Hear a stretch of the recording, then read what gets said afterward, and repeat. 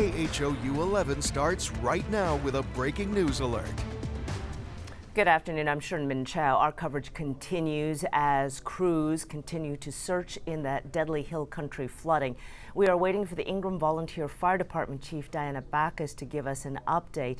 Ingram, a small town on the Guadalupe, midway between Hunt and Kerrville. We do have a live picture of the podium. Folks have been setting up microphones, getting ready for that press conference. The fire chief posting a few moments ago a thank you for all of the outpouring of donations and volunteers. She is, by the way, managing the largest number of search teams in that area. They have some 70 square miles to cover. A third of that is along the riverbank. So she is coordinating hundreds of volunteers. Earlier today, the Kerr County Sheriff saying 161 people are still missing in that county alone. That number includes 5 campers and 1 counselor from the devastated Camp Mystic. It is all hands on deck as search teams continue to work to bring the missing home. They are scouring bottleneck debris piles along the river using heavy equipment, working with a construction company to help clear layer by layer of debris, searching for bodies which may be trapped below. In Kerr County alone, there are 95 deceased adults, 36 children, several people remain unidentified, and they are asking property owners not to do debris management. That is, not to clear large debris piles, because they want an official team to come by first, clear that pile to be sure that there are no bodies underneath. There is also, for the same reason, a no burn order right now. There have been a lot of questions to officials about the timeline of events that July 4th, that early morning time period when the floodwaters rose so quickly, about who knew what when, why the code red alert was not issued sooner. The strong response has been they will get to that. They are focusing on rescue and recovery efforts first. In Kerr County, as we have said, there are 95 deceased, and the efforts are just unimaginable in trying to recover those bodies. Some of the officials talking about the work, the tireless hard work that the local officials have done, talking about a police officer from Kerrville, and also volunteer firefighters, an emergency room doctor working endless hours. And at one point, one of the officers took a garden hose about 100 feet long, I'm told, and they wrapped that garden hose around the waist. The other officer anchored the other end of that garden hose to himself, and then one officer waded out into the river, and this way they were able to save 2 people clinging onto a tree in those rushing waters.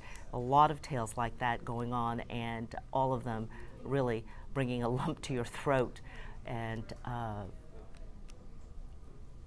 now we are going to go take another live look at that podium as folks are getting things set up right now. Again, we are waiting on the Volunteer Fire Chief, Diana Baccus, to give remarks. We're going to leave you with that picture. We will keep it up live, and it'll be rolling and bringing you that press conference when it begins.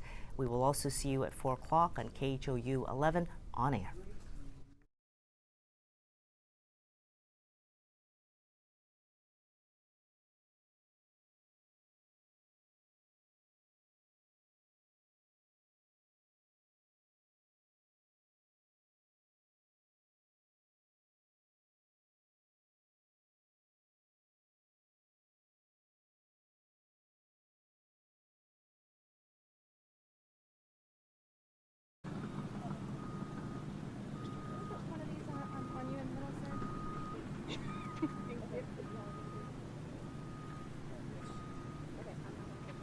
See, I have one too. I can fire back.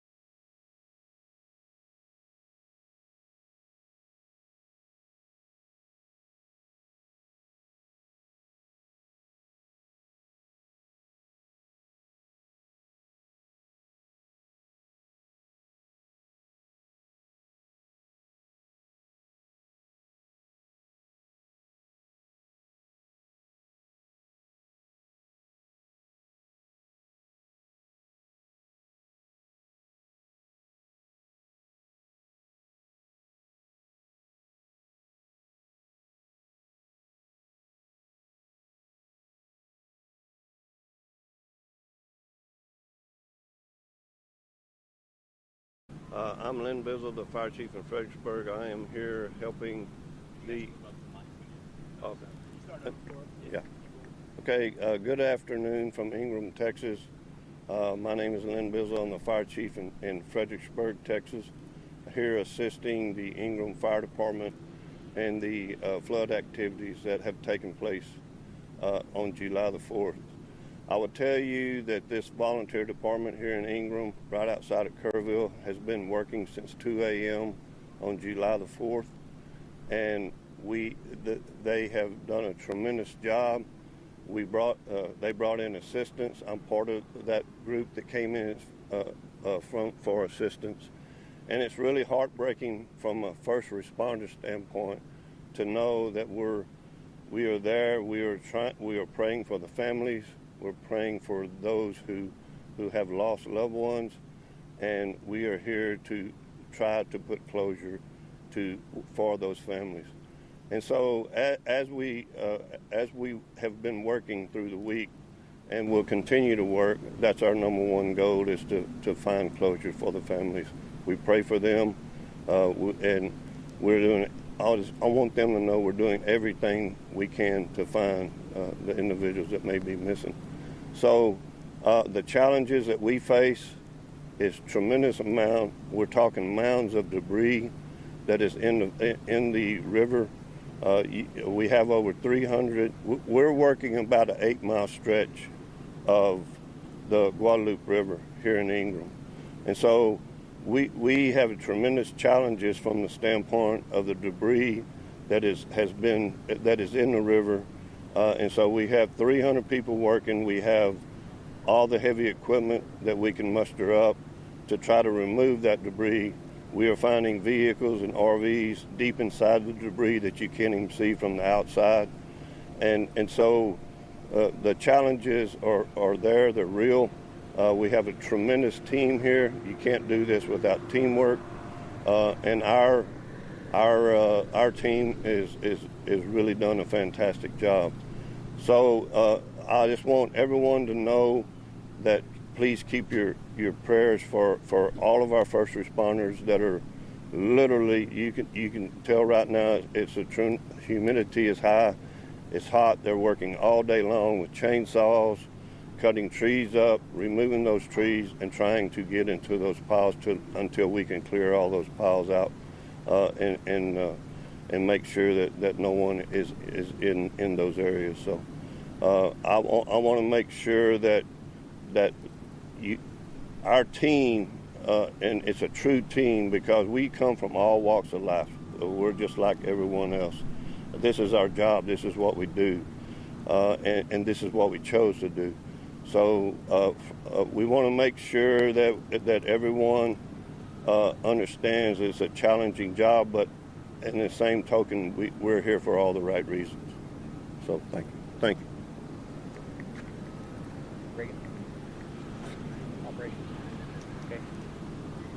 Okay, so my name's Jeremy Prophet. I'm Assistant Fire Marshal, Andrews County.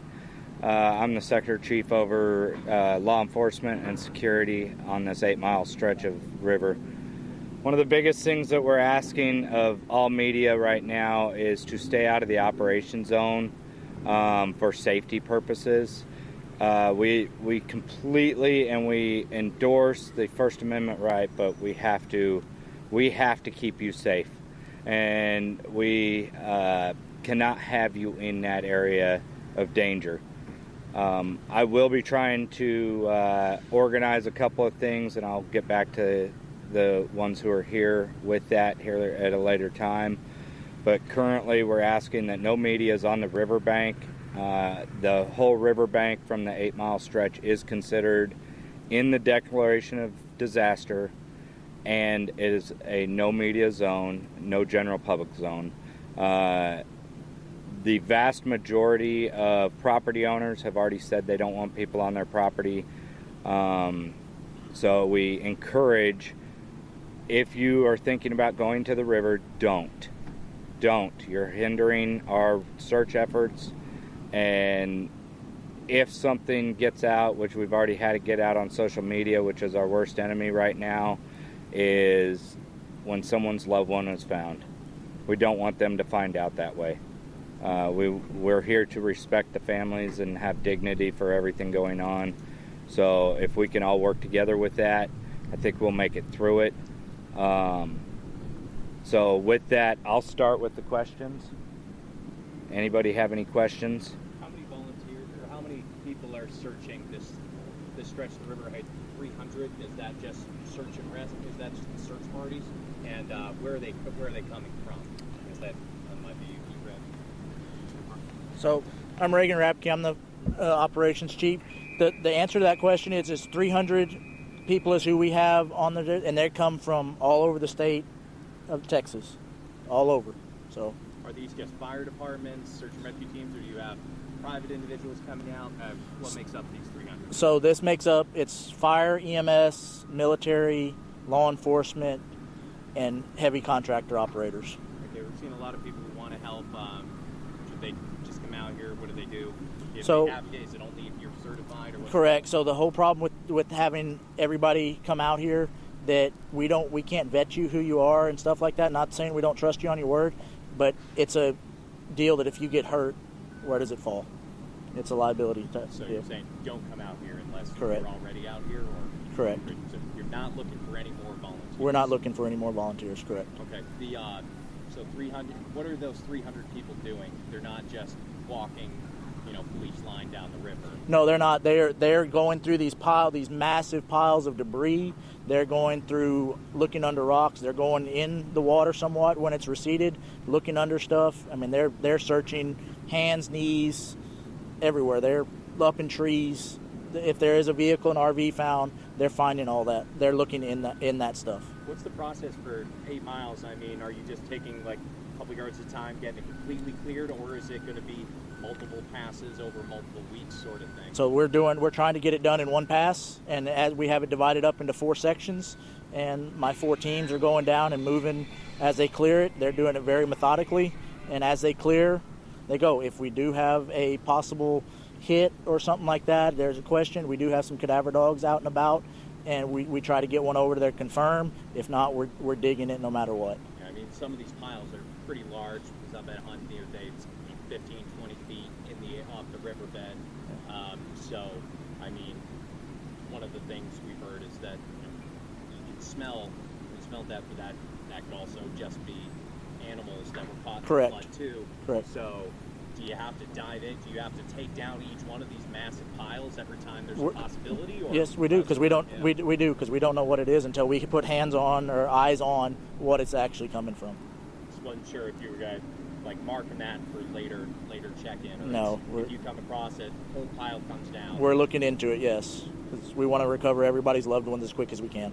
So in one pass, you're talking 8 miles, how long is that going to take realistically? I don't have an answer for that. That's going to take a long time. I mean, we're talking days or we're talking weeks? We're talking weeks, months. What are the biggest issues that you're trying to get through all this debris? I mean, it's a big river, it's a massive flood, a lot of stuff in it that you're going through. So what are the biggest challenges that you're trying to meet through? Number one is the heat and the humidity here in Texas. Number two is just the vast amount of debris. And, everybody gets tired, and it takes time. It takes time to do it, and people have to just bear with us to do it. So back to the volunteer thing you mentioned down here, you're saying no. Are there other sectors where they're asking for help that people, if they want to help, they should show up? Or I can't answer that question. I can't speak to that one. I can. I would recommend if you are wanting to come and help, contact the Kerr County EOC and see if they're able to distribute you where they need you in the different communities. So if you're from the general public, contact the EOC for Kerr County. If it's not volunteers that y'all need, what exactly would assist y'all in help raise? Right now in Ingram, we're set up pretty good. We have plenty of water. We have food, and we have enough people. Now those people will be cycling through. Obviously the treacherous work that they're doing in the heat and humidity is only about a 2 to 3 day, maybe 4 day solid labor before we start having people fall out and get hurt. So it's a constant cycle that will be coming through. We're getting calls. We have crews from Mexico here. We have crews from Canada that have come in and are assisting us. And every week it'll be cycling through. Every day we see cycles of different departments coming in. So right now in Ingram, I think we're set. If that changes, we will put out a notification over social media. But as we sit right now, we're good. You said that there's no medium zone. Can you be more specific about where that might be? Starting here and ending somewhere. The 8-mile stretch of river is a no media zone. Where does that start at for folks that aren't here? Brian Lockie, Public Information Officer for the Ingram Fire Department. We're looking, our stretch starts about the Rio Vista area and goes all the way down to the 98 bridge right there where the lake house is at. That's the area that we cover. I don't know if that answered your question. I'm just trying to figure out which areas we don't belong. Right, well, technically you don't belong on any part of the river. The riverbed itself is totally off limits. It is a disaster zone. So you don't go, if you see a spot, nobody's there, I'm going to go look at the river. Please don't. Please don't go anywhere near the river. Like I said, it's off limits. Because like the officer was saying, we don't need anybody hurt. We don't need any media, especially falling in the river. But other than that, it's basically off limits to media, civilians, please stay off the river. That's what we ask. What you do is you wind up hindering our search. If we have to stop and take care of you, that's less we can put towards the recovery effort. Could you talk about the crews and the volunteers, the hours they're putting in? Oh. When you really think about this, it started about 2:30 in the morning on July the 4th, roughly. And the volunteer hours, I didn't get here till noon yesterday, and I've been here all day yesterday mostly, and today. The volunteer hours, I couldn't even begin to tell you. They're working tirelessly. We start at 7 in the morning with a briefing, and then we put these folks out on the river at 7:30 in the morning. We cycle them through, feed them water and Gatorade. We make sure they have plenty. Again, we bring them up here for breaks. We don't have any problems with that. Like I said, we take care of our volunteers. We take care of everybody on that river. Like I said, we have to take care of you too. That's our jobs. We, as responders, is to take care of y'all too. But there's no overnight searches anymore. No. This is full rescue. This is recovery, not rescue anymore. Not in this operation. In this 8-mile stretch, we have not done any nighttime time. Yeah. In this, we usually, like I said, we usually stop operations around 6:30. Today we stopped at 4 because we do have weather coming in. You all saw how quick, if it takes a couple inches of rain, it'll probably bring that river up several feet, and we don't need anybody on that river. Flash flooding is exactly what it means, flash flooding. You trained for this, and you talked about the physical toll it's taken people. Can you talk a little bit more about the emotional toll it takes, what they receive? The emotional toll, everybody has the emotional toll to themselves different. One will deal with it better than the other. Me, myself, it's tough. It's very tough. Chief Bizzle, he's been doing it for 45 years, and it's tough on him too. Jeremy, I don't know how many years he's had in law enforcement. Mr. Rapke over here, he's had lots of years in recovery as well. We have a place that we call The Place. It's called Enchanted Rock, So we're in it, and it takes a toll. And like Chief Bizzle said, this heat is bad. And it doesn't take long, 2 hours digging into these piles, and you're tired, you're beat, you're sweat, you're done. But we do have, they come up here, like I said, they come up here for the liquid IVs and the water and the Gatorade. We put them in an air-conditioned trailer. We take care of them. Okay, we'll take one more question. The other thing from the emotional toll is the fact that we have critical incident debriefing teams on site right now, and they have been on site all week. So if someone's having an immediate need, they're right here, and they can talk. At least they have someone to talk to. And then as we move forward, there will be additional meetings that will take place from the critical incident stress debriefing teams to help our responders when all this is said and done. Go ahead. I was just going to ask, are you able to say how many people have been found in this stretch that you guys are covering? No, sir. I'm not able to say that. No. Okay, we'll take one more question, then we need to. The one last thing I would like to comment is the donations that we received just in Ingram is phenomenal. We have tractor trailers load of donations. We asked for hard hats, we asked for chainsaws, we asked for shovels, we asked for rakes, and they're here.